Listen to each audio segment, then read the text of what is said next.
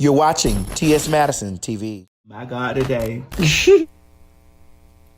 I'ma just say it. We don't really uplift our black gay men enough because we try to make them, seem like everybody's feminine and everybody this. Absolutely. It's not shown a lot. Yeah, it's not shown, and it's just like I want. You guys are very handsome, sexy. No, I'm not coming on to you, but I'll fall on either lap if it was necessary. You're very attractive gay men, and the thing about it is, I'm really attracted to the way that you guys' relationships is because you and I had a conversation the other day. Yeah. Oh, let me rewind it back a little bit.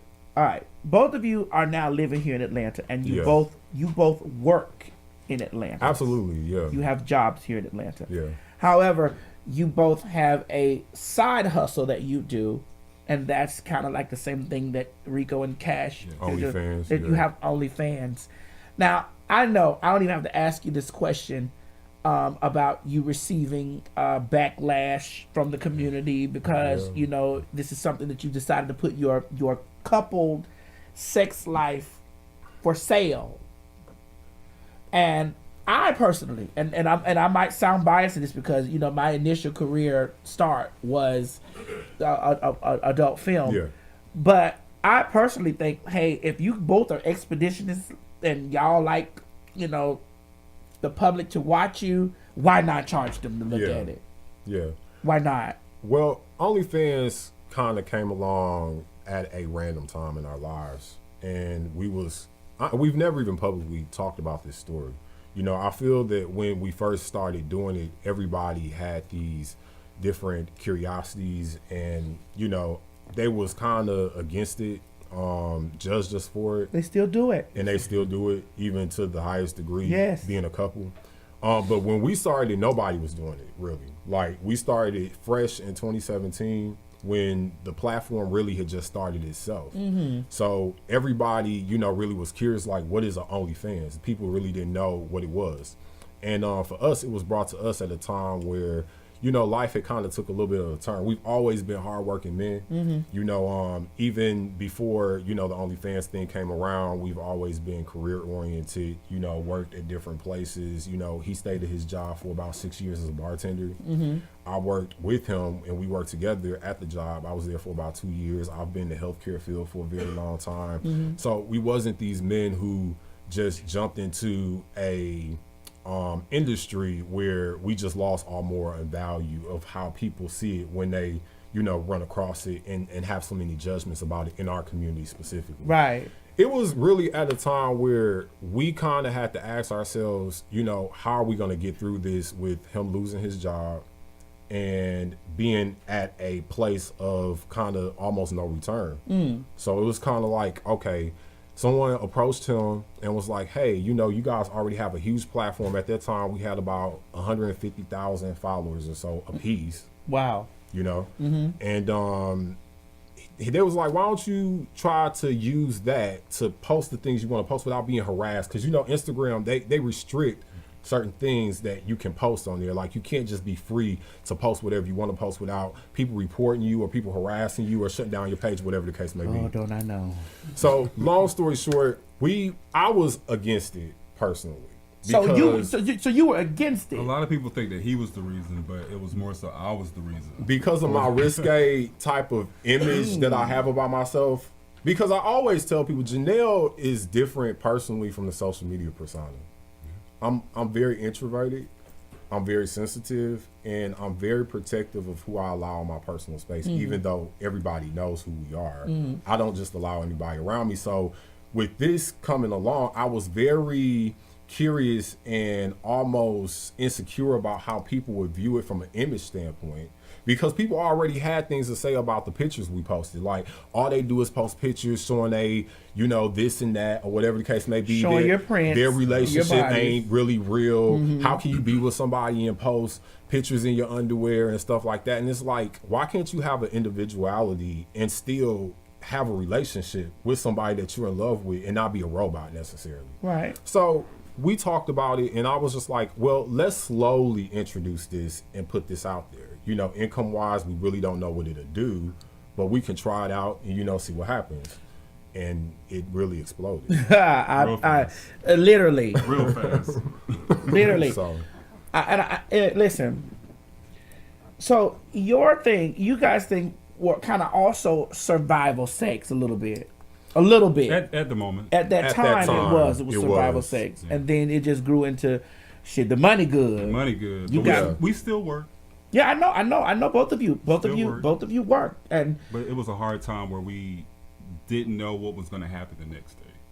So it was also kind of like, let's just try it out. Why not? Yeah. I mean, it was already this perception though that we were two good-looking men together, but we didn't have no morals or no values or no goals or no aspirations and no dreams. Well, they say that because you're gay anyway. You know what I mean? That falls under the gay a stigma anyway. That you know we all are detriments, honey. Yeah. We're degenerates. From your own we're community. Sexual predators. All this stuff, but this came from our own community. Yeah, and when we did the page, I was very skeptical, and we actually got into arguments about it starting it off because we really didn't know what we wanted to put out there because we had never even dug into that side of going into anything that is considered pornography. You know, because that's really what it is. You know, it is under that umbrella. Is it? I think so. Is it? You know, I don't know. I think it's a level. I mean, okay, look at it like this. If someone comes across your video and they don't know who you are, everybody, even though we're well-known household names in the gay community, we're not mainstream in that way where straight people see us and they necessarily know who we are. They're going to after this show. So, you know, when people see sex on a video, it's put under that title of pornography. I know. So that's why I said pornography. But I just feel like, you know, people judge it in a way that's so negative, but yet it's supported because people go look for it. You know what I'm saying? Yeah.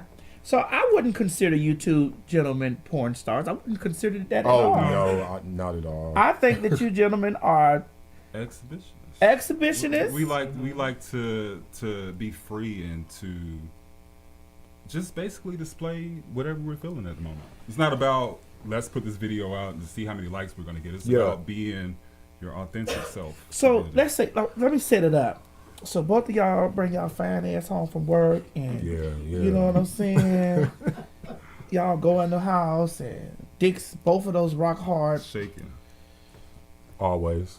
10-inch, 10.5 inch, and dicks is just I've measured them with my eyes. I measured them this way. Both of them at the same time. Be rock hard, and it's just like y'all tongue kissing and doing the thing, and then it's like, bang, get in the camera.